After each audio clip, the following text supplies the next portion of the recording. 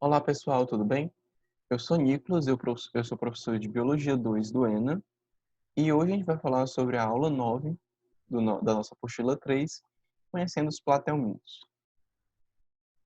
Esses vermes, que são os vermes achatados, associados com nematelmintos, são os vermes cilíndricos, vão formar o grande filo que é apelidado, né, de asqueumintos. Bom, esse meu roteiro norteador, nós vamos falar uma pequena introdução, as características gerais do grupo, né, do filo Platelminto, a classificação destes, os aspectos morfofisiológicos e as verminoses causadas por eles. Sobre a introdução, nós temos que Pirajá da Silva, um baiano, um estudioso baiano, ele estudou a fisiopatologia e o tratamento, e ele queria denominar o esquistossoma de esquistossoma americanum. Porém, Sambon, em inglês, ele veio antes e fez a nomenclatura oficial do esquistossoma, denominando essa espécie de esquistossoma mansoni, ou manzoni, se preferir assim. E Adolfo Lutz, ele descreveu o ciclo de vida deste verme, né? Fazendo, então, o estudo completo. Bom, os platelmintos são vermes, são seres vivos não segmentados. O corpo dele é achatado o corpo dele é achatado dorso-ventralmente.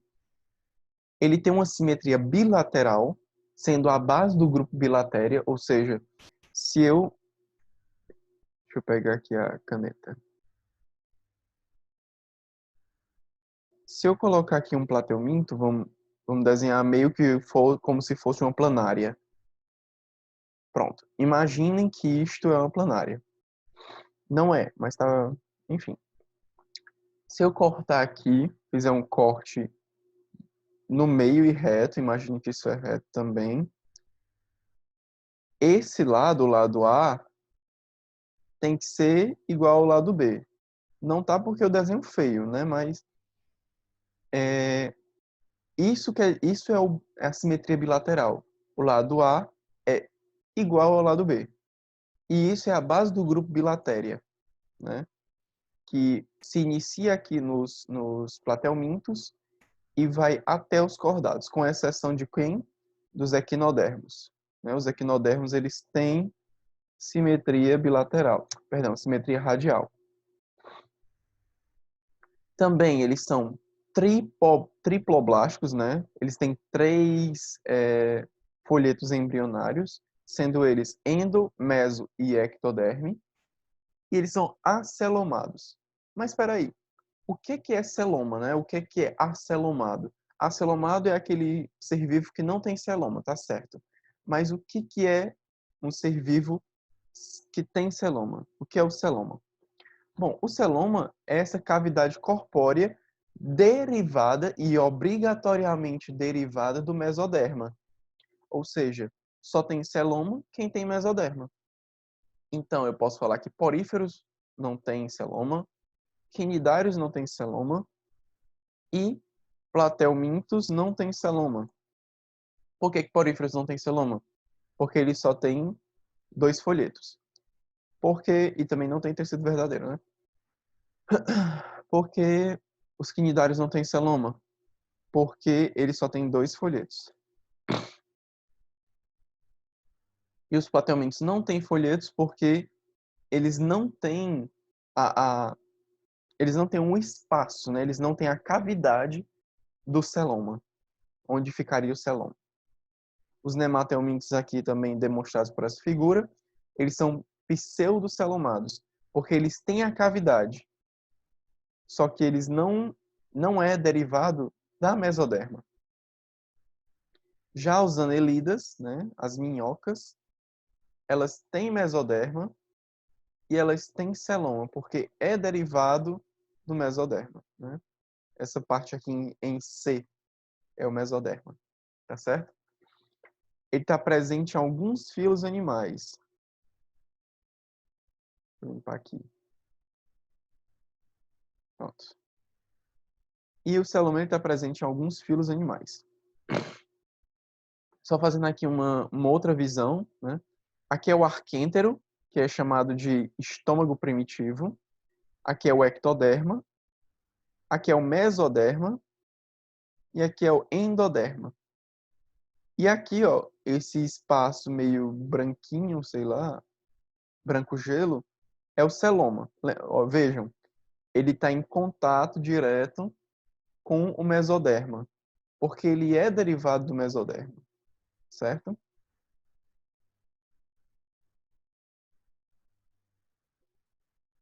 Ainda sobre os platelmintos, eles têm alta capacidade de regenerar-se. É tanto que, essa foto aqui que eu botei para vocês, se eu fizer cortes, né, se eu fizer lacerações horizontais, a planária não morre, e sim ela se regenera em inúmeras novas planárias, certo? Tem um experimento na internet que se chama planária monstro, que é o que acontece. Eu pego uma planária, né, e aí deixa eu botar aqui a canetinha, e aí eu corto assim, né? Eu corto, imaginem que é desse jeito, né? Eu corto desse jeito a cabeça da planária, só que eu não corto o resto do corpo. Eu deixo esse corpo ainda eu deixo esses fragmentos ainda em contato com o resto do corpo, né? E o que acontece? Essa planária vai ter mais de uma cabeça, né? Mais de uma cefalização. Então ela teria aqui uma cabeça, duas cabeças, três cabeças, quatro cabeças, que é chamada de planária monstro. Elas têm uma melhor capacidade locomotora. Essa espécie ela vai se locomover muito melhor, né? Ela vai ter cílios de locomoção na parte dorsal, perdão, na parte ventral, e ela vai ter músculos de locomoção, obviamente na parte de dentro, né? Mas esses músculos não vão ser tão evoluídos, não vão ter uma qualidade tão boa. Mas eles servem para o que é necessário, né? Então, aqui também nós temos um ocelo, que são estruturas fotorreceptoras. Aqui nós temos a aurícula, que são estruturas quimio e mecanorreceptoras. Aqui nós temos a boca do, do, do platelminto. Lembrando, se ele nasce primeiro com boca, ele não vai ter ânus. Então, essa espécie, ela só tem boca, né? E aí, ela absorve pela sua faringe protraída, né? Ele, ele coloca para fora a sua faringe. Essa faringe ela vai absorver o alimento. E aí, esse orifício que é a boca vai puxar de novo a faringe e vai realizar o processo de digestão. E aqui é o poro genital, né, onde ocorre a reprodução sexuada. Ó, tá aqui, a cefalização. É uma proposição inicial do sistema nervoso central. Eles vão ter ocelos, como já expliquei, e as aurículas. Nós temos 4 classes: a turbelária, a trematoda, a cestoda e a monogênia. Aqui é um representante da turbelária, uma planária de vida livre. Da classe trematoda, nós temos esse verme achatado, que aqui é o esquistossoma, né? Na classe cestoda, nós temos as tênias, também chamadas de solitárias, né? Vejam o tamanho dessa solitária. E nós temos a classe monogênia, né? Que tem como representante esse verme achatado. Não é muito estudado, né? É uma classe nova. A turbelária, né? A classe turbelária são platelmintos de vida livre, não são parasitas.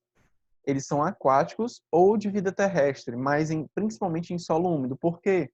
Porque eles são animais que eles vão perder muita água pela sua epiderme. Então eles têm que estar presentes num solo úmido. Não é um agrupamento natural, porque são várias, são várias ordens dentro dessa classe,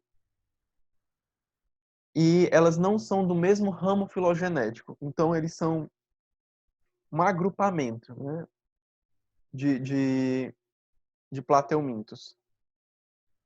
E isso vai dizer o quê? Que eles vão ter que se dividir mais na frente, né, através de novos estudos filogenéticos. A divisão deles é segundo o tamanho do intestino, né?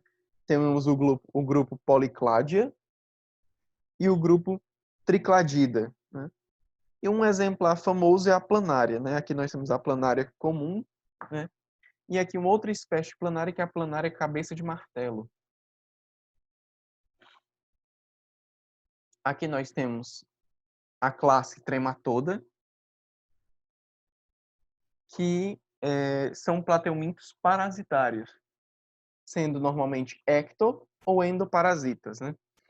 O ciclo de vida deles é complexo, ou seja, eles são digenéticos, ou seja, eles são heteroxenos. E o que RAI quer dizer isso? É que eles têm mais de um hospedeiro, né? Então, eles podem ter hospedeiros ou hospedeiro intermediário e hospedeiro definitivo. O que divide qual? O que divide quem, né? O que classifica quem é hospedeiro definitivo, quem é hospedeiro intermediário? O que vai dividir isso é a reprodução do verme dentro do corpo do indivíduo, né? Do ser vivo, na verdade.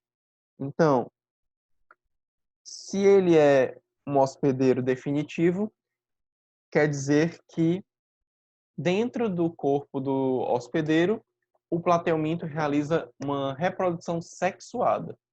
Agora, se ele for um hospedeiro intermediário, isso quer dizer que dentro do corpo desse hospedeiro, o plateuminto ele realiza uma reprodução assexuada, tá certo? E aqui nós temos os exemplares, que é o Schistosoma mansoni, aqui sendo a fêmea e aqui o macho. As fêmeas são maiores. Aqui a faciola hepática, né? Essa espécie aqui. E aqui é o Gyrodactylus, né? Que é essa espécie aqui. Que ela parasita guelras de peixe. Aqui a faciola hepática, ela ataca o fígado, né, dos seres humanos. E o esquistossoma como um representante da doença clássica barriga d'água, né? A classe cestoda são prioritariamente endoparasitas do trato gastrointestinal. Ou seja, se eles são endoparasitas e eles estão localizados no trato gastrointestinal, isso vai mudar muito da anatomia deles. Então, esses vermes eles não têm tubo digestório. Por quê? Porque não é necessário, né? Nesse caso, porque eles vão parasitar e eles vão tirar do seu hospedeiro tudo que lhes é necessário, né? Então, eles têm uma ausência de tubo digestório, ele tem um corpo estrobilizado, que é a mesma coisa de segmentado, e isso vai ser favorável a um tipo de reprodução que é clássico do grupo Cestoda, né? Que é a estrobilização. A estrobilização é uma reprodução que ele vai se autofecundar e ele vai liberar as proglótides. Eu sei que a letra está muito feia, mas é porque eu não consigo escrever com o mouse, né? Enfim, ele vai liberar suas proglótides grávidas. E isso vai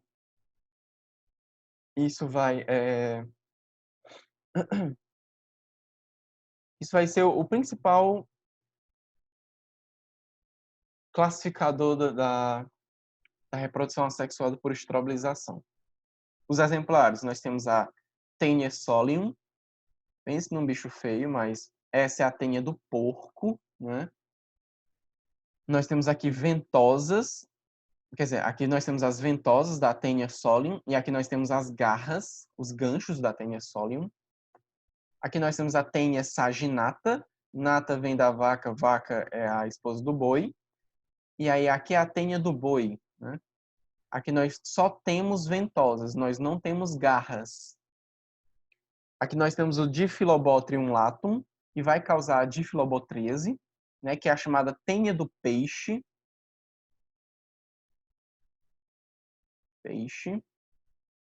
Ó, esse daqui é uma espécie bem mais simples, você não vê ventosas, você não vê ganchos. E aqui nós temos o Echinococcus granulosus, né? A cabeça do verme está para cá, e aqui é uma proglótide grávida. É a tênia do cão, a tênia do cachorrinho. E aqui é a classe monogênia, né? Que você vai ter plateuminto parasita das brânquias da superfície dos corpos de peixe, né? Se ele é parasita de brânquia e de superfície de corpo, ele é um ectoparasita, né? E aqui nós vamos ter a presença de um aptor. O que é um aptor? É uma espécie de estrutura que vai fazer com que ele se fixe na guelra do peixe, tá certo? E aqui o exemplar é o Aliotrema cumanensis, né? Essa espécie. Sobre aspectos morfofisiológicos, nós temos um revestimento, ele é de epitélio glandular e ciliado. Essas glândulas elas vão auxiliar na prevenção dos ressecamentos, pois essas glândulas elas vão liberar uma cutícula protetora, que vai evitar que o verme perca água para o ambiente. Os cílios eles vão auxiliar na locomoção. Eles estão localizados na parte ventral do verme, né? Imagine que isso aqui é um verme. Eles têm pigmentos na superfície dorsal. Esses pigmentos eles auxiliam para que haja uma proteção contra a radiação solar e que assim ele não perca muita água para o meio, né?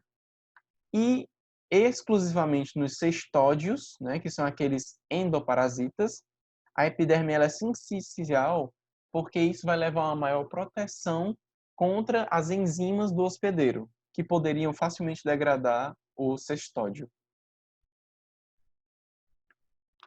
Na locomoção, os cílios, como eu já falei, né, na porção ventral, a musculatura dorso ventral, longitudinal e circular vão fazer a, a, a parte do movimento desses vermes.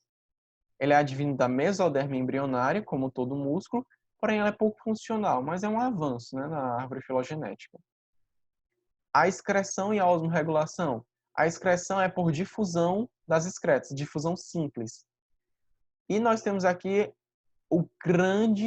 a grande evolução dentro desse filo, que são os protonefrídeos, que são ou por células flama ou por solenócitos, né? Células flama são células que têm cílios e solenócitos são células que têm flagelos. O que elas vão fazer, né? Elas vão pegar ali digamos, o líquido interno dos plateumintos e vão proporcionar o chamado de ultrafiltrado, que é como se fosse um xixi bruto, né? Desse xixi bruto nós vamos reabsorver água e sais minerais, alguns sais minerais. E aí você vai ter a formação da urina final, que é a urina já pronta para ser excretada para o ambiente. E aí você tem um poro excretor, que é liberado para o meio externo. Sobre o sistema nervoso, né? Você vai ter a presença da cefalização, o que é um grande avanço neste grupo, né? Aqui é a cabeça do plateuminto. E ponto. Dentro dessa cabeça nós temos dois gânglios nervosos, né? Um paralelo ao outro. Lembrando aqui nós temos a simetria bilateral, né? E esses dois gânglios nervosos são chamados de cerebroides. E esses cerebroides eles vão originar dois cordões dorso-ventrais, né? Que eles vão desde o início da cabeça até a pontinha da cauda. Ainda mais nós temos aqui nos ocelos nós temos na cabeça os ocelos, que são estruturas fotorreceptoras, fotossensíveis, né? Isso indica para o plateuminto se está claro, se está escuro. E isso vai mudar o ciclo circadiano do verme, né? E nós temos aurículas, que são essas partes aqui mais laterais, né, do verme, que vão dar uma quimio e mecanorrecepção para o verme. O tubo digestório, sempre ele é incompleto ou, em alguns exemplares, ele pode ser ausente, né? Se incompleto, vai ter só a boca, e a boca vai ter a capacidade de se evertir, ela pode sair do seu lugar. E o verme também ele pode jogar para fora a sua faringe, que é como se fosse um tubo, para poder sugar a matéria orgânica. Se for ausente, ela é uma espécie parasitária obrigatoriamente, e ela vai absorver o alimento por difusão simples, né? A partir da sua pele, do tegumento. A troca gasosa não tem estrutura especializada, é tudo por difusão simples, e isso é o porquê de elas serem achatadas dorso-ventralmente, né? Essas espécies elas são muito achatadas e elas são, por assim dizer, elas são pequenas em altura, o que facilita a difusão de célula para célula. Na circulação, a gente não tem sistema circulatório. A circulação é feita por difusão simples e a água ela se move por osmose, né? Então, tá aqui um canto que tem pouca água, tá aqui um canto que tem muita água. Então, o canto que tem muita água vai passar água para o canto que tem pouca água. Isso é a osmose. Tá certo? A difusão é do mesmo jeito. O local que tem muito soluto vai passar soluto para o local que tem menos soluto. A reprodução, ela pode ser assexuada por fissura ou por estrobilização, e ela pode ser sexuada por uso de gametas. Reprodução assexuada por laceração ou fissura transversal. Daquele jeito que eu expliquei, né? Eu pego uma planária, ó, os ocelinhos dela aqui, as aurículas dela, e eu corto essa planária transversalmente. Vou fazer os cortes aqui. Deu uma carrada de corte, essa planária vai se regenerar do zero, né? E aí vai formar uma carrada, um monte de novas planárias. Isso essas planárias, é bom lembrar que elas são idênticas geneticamente à planária origem, a planária de origem. Nós temos aqui também a reprodução assexuada por estrobilização, em que nós temos a cabeça ou escólex, o colo anatômico do animal, o estróbilo e as proglotes, né? O que são as proglotes? São as partes do animal que já foram liberadas para o ambiente. Normalmente essas proglotes elas estão grávidas. Dentro dessas proglotes tem as estruturas masculinas e tem as estruturas femininas. E elas vão se autofecundar, né? Fazendo com que haja uma reprodução uma reprodução assexuada, né? E aqui você vai ter vários novos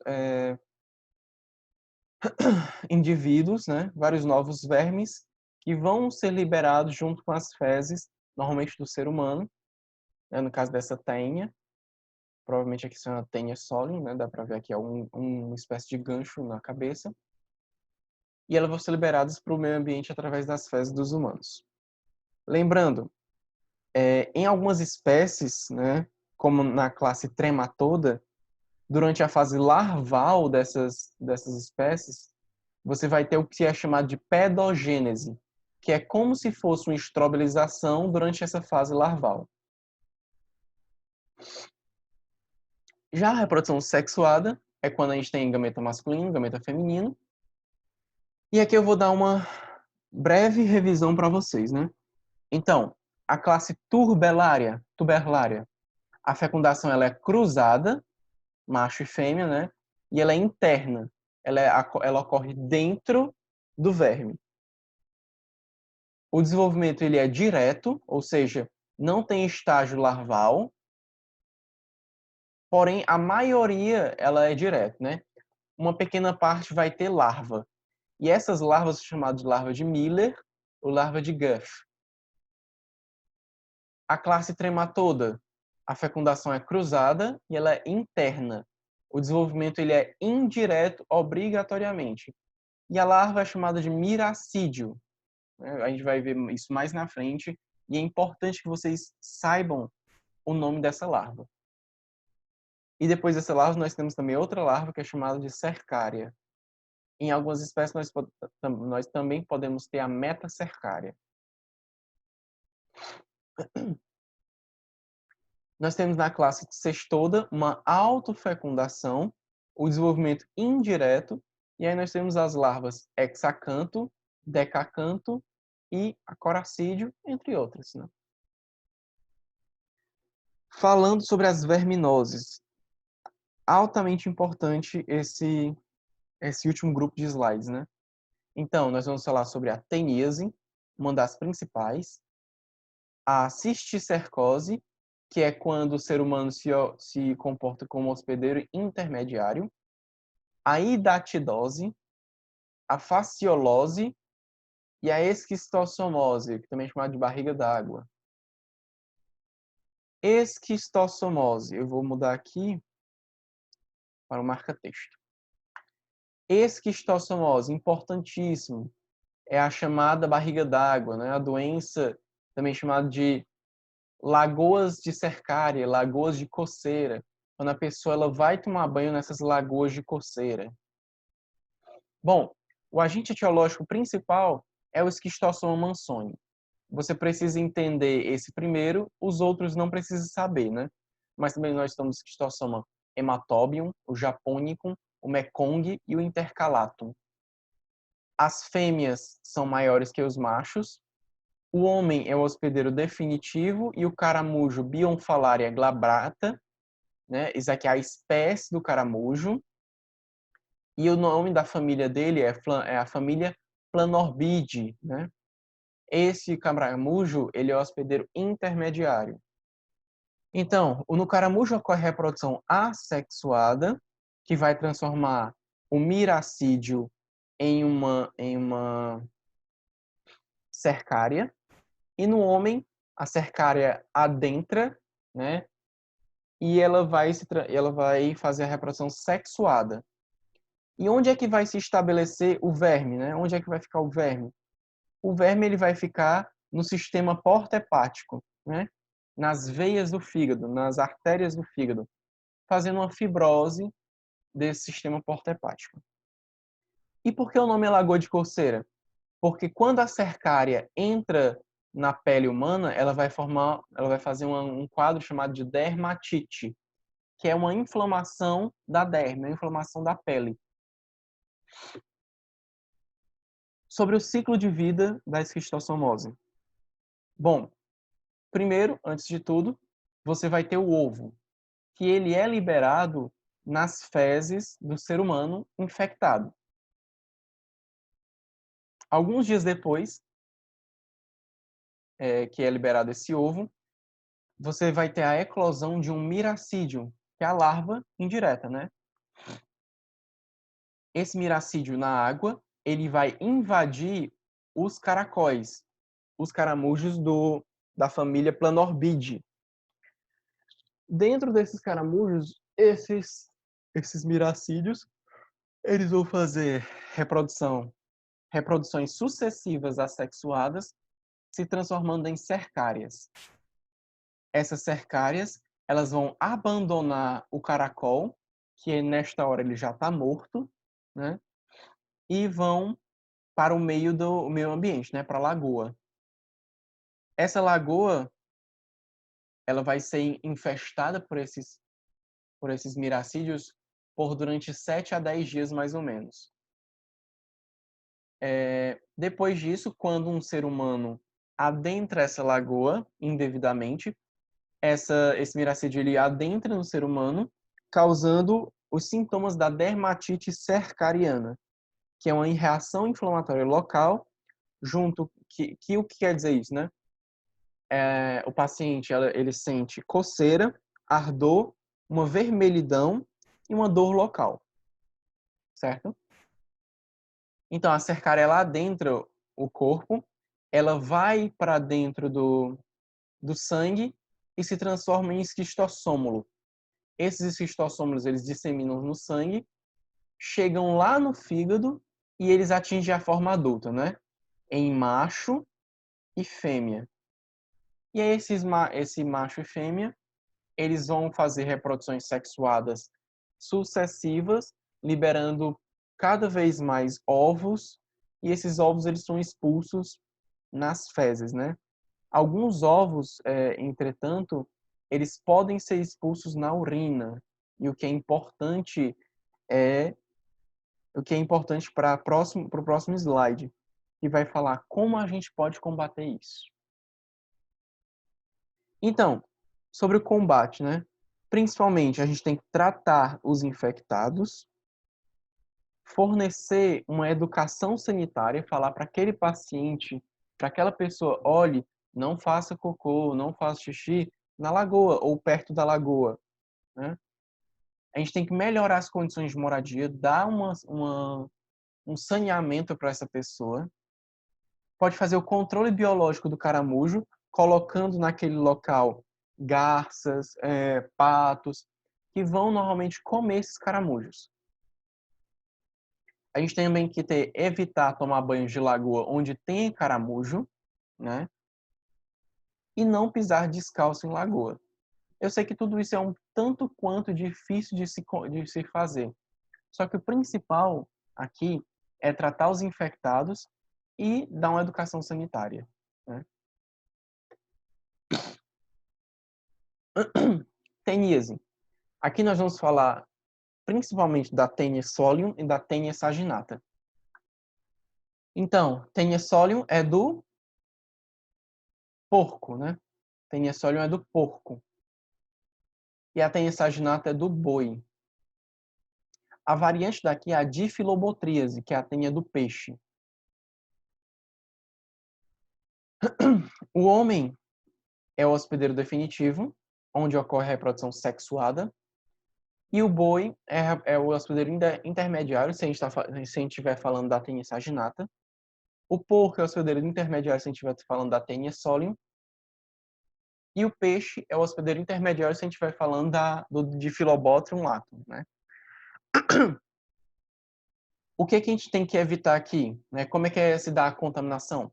Através da ingesta de carne, seja de porco, seja de boi, seja de peixe, de procedência duvidosa, crua ou mal cozida.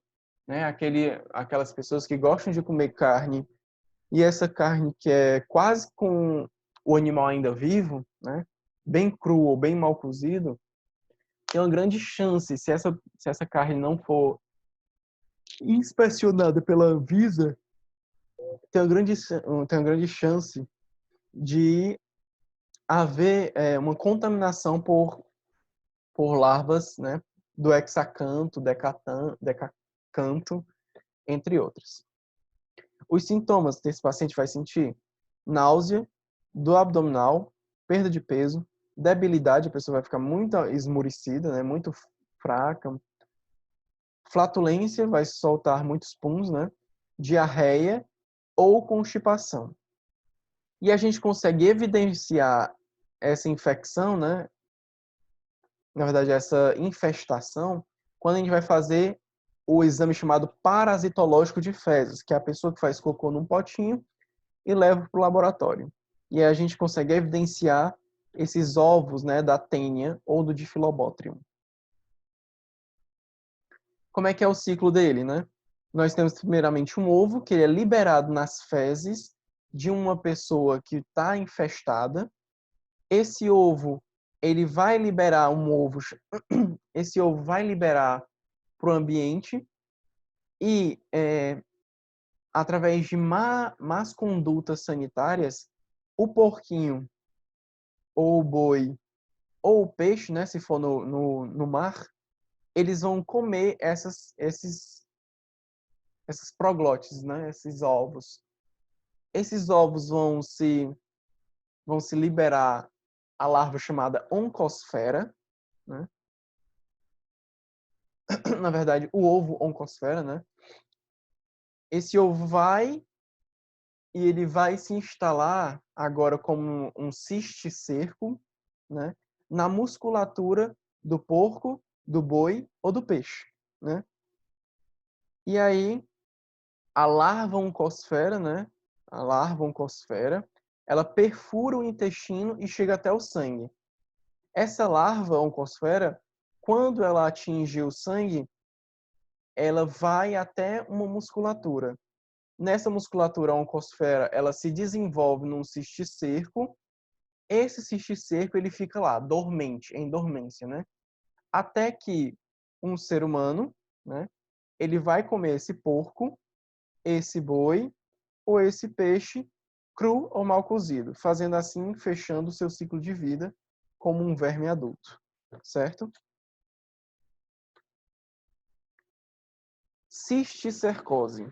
Bom, a cisticercose, ela é um erro, na verdade, do ciclo de vida das tênias, né? No caso, isolado da Taenia solium, já que a Taenia saginata não causa cisticercose, nem a diflobotrise.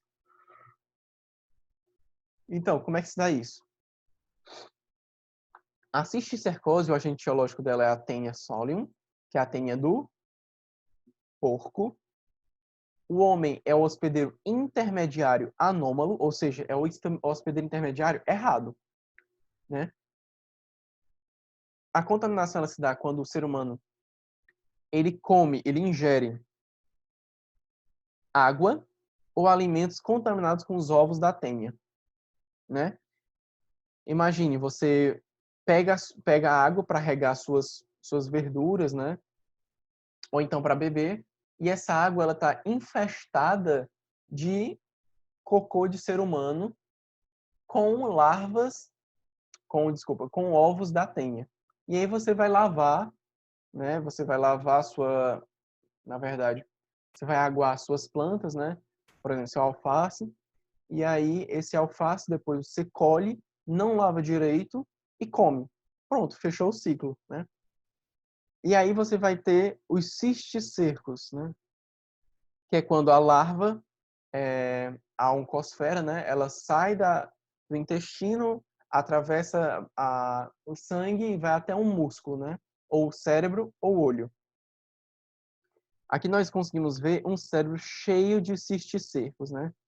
Esse cérebro cheio de cisticercos é muito complicado porque eles vão gerar ataques epilépticos nesse paciente, vão gerar demência nesse paciente, vão gerar hipertensão intracraniana nesse paciente, alucinação, desordem mental e cansaço. Esse paciente pode vir, inclusive, a óbito, dependendo, obviamente, dessa quantidade de cisticercos no sistema nervoso central, no cérebro desse paciente. Aqui nós temos cisticercos no olho do paciente, né? Que podem ser extraídos daí, sim, podem ser extraídos. E aqui cisticerco na musculatura de um ser humano, né? Aqui o cisticerco. Aqui nós conseguimos ver a pipoquinha, né? Como o povo chama. Outra pipoquinha, como o pessoal chama. Enfim. Aqui no histopatológico, né? A pipoquinha e aqui outra pipoquinha. Faciolose, causada pela facíola hepática, né? O carneiro é o hospedeiro definitivo, o caramujo é o hospedeiro intermediário. E o homem, né, é o hospedeiro anômalo. Aqui nós temos um ovo, o ovo eclode no miracídio, o miracídio vai fazer um esporocisto, desse esporocisto nasce uma larva rédia, a larva rédia se desenvolve numa cercária, e se desenvolve numa metacercária, e se desenvolve numa larva adulta, né? Como é que se dá isso? O carneiro faz cocô infestado de ovos da facíola. Esse ovo, ele adentra, ele vai eclodir no miracídio, o miracídio adentra num caramujo, esse caramujo vai esporocistar dentro desse molusco, vai se transformar numa larva rédia, essa larva rédia vai se transformar numa cercária, a cercária ela sai do caramujo já morto, no meio ambiente ela se transforma numa metacercária, a metacercária ela adentra através da vegetação no corpo do carneirinho, né? E dentro do carneiro ela fecha o ciclo se transformando em larva adulta. Onde é que se dá a infestação do ser humano? Quando ele come, quando ele ingere água ou alimentos contaminados com ovos da fasciolose hepática, da fasciola hepática. Hidatidose ou equinococose, né? O hospedeiro definitivo, ela é causada por equinococos granulosos, que é a tênia do cão, né?